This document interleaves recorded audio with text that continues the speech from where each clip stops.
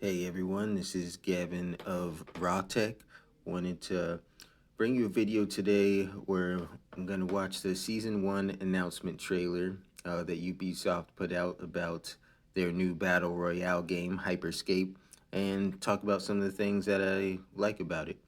So let's get right into it. I'll be stopping at parts throughout.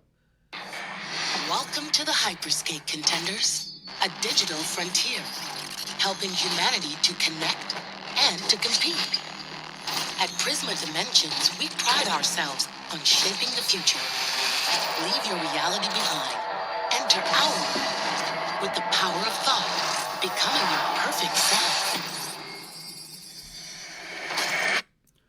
So the Season 1 starts August 11th.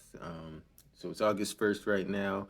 That's just in 10 days. I believe so. The way they did their pre-release, basically, they have an open beta going on now, but even before that, they had a technical uh, release that was open to basically just content creators and streamers, and that's where I myself saw the game first on a Twitch stream, and it really exposed you to, some of the cool features they have in here with the Twitch integration. So people that are watching the game can influence it by voting on the modes that come out. Things like low gravity or every player gets triple jump mode. It engages the player that way and also allows streamers to invite their viewers into the game directly. That can sometimes be challenging depending on the platform. If, say, a viewer has Steam and then they need to give them their Steam name, and just made that whole interaction much easier. But yeah, I'll go ahead. Time to do what must be done. Yes, change your life. All right. So this thing being on all those platforms, Xbox, PlayStation, and PC. Now, maybe people that are watching can confirm. I'm not sure if that's cross-platform. People on PlayStation can play against people on Xbox, which can also play against people on PC. There's always been the battle between keyboard and controller. Whether they have to put some aim assist on controller to make it balanced. So let's see, what they do. This is, of course, only Season 1. Things can change. But I'd be interested to know if it is cross-platform now and, if they keep it that way in the future.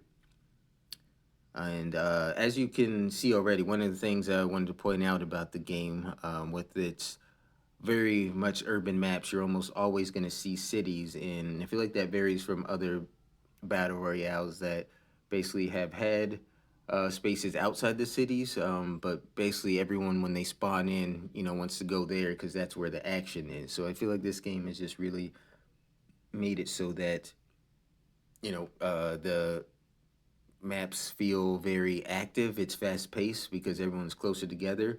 But your mobility is also increased vertically, and you can still move around the urban areas pretty quickly.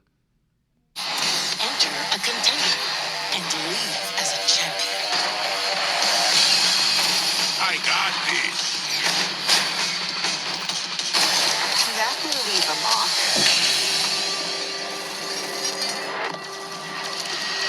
Perfect shot.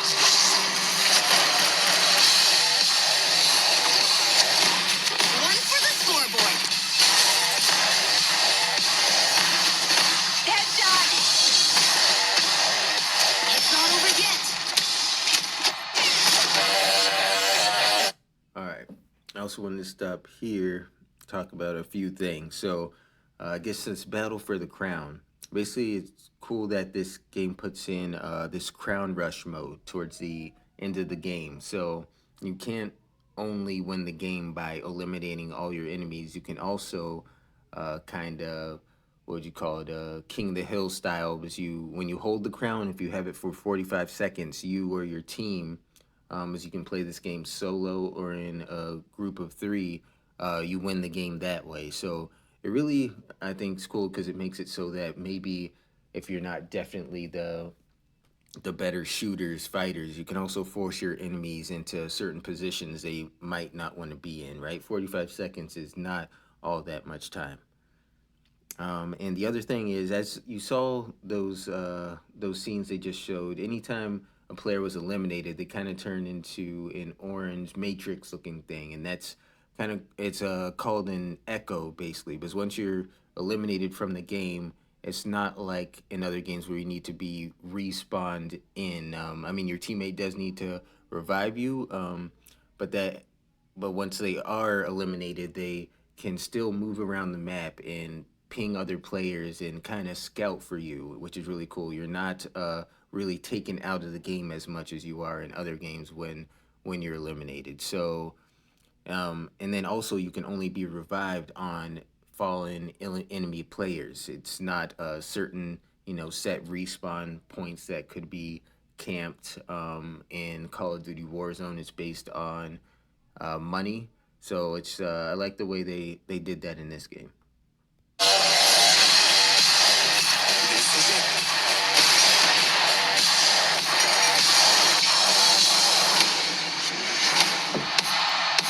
Time to party.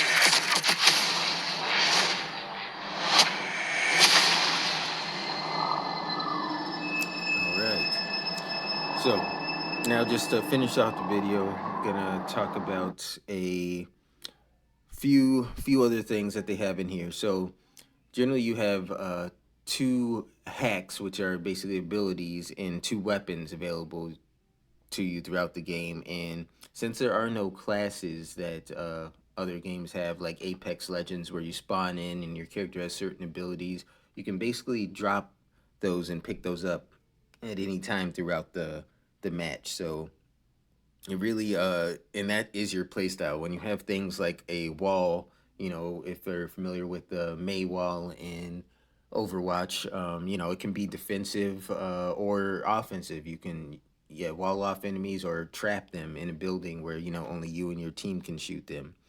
um, the upgrade features that they did. If you get two shotguns, say, you can combine them to get a level 2 shotgun, more powerful. It's an easier upgrade experience than some of the games with weapon attachments can be. Sometimes those weapon attachments, right, it's not still clear exactly how, each one affects you. Is it more damage, less recoil? It's a lot more subtle than I think they made these upgrades pretty straightforward, and that way the game seems just more accessible overall. I think they're really looking to reach a wide audience with this one. So again, if you like the video, let me know. Leave comments below. Like and subscribe, of course, and let me know what other kind of content you guys want to see. What other newer games where I want to track the developers, what the developers are doing.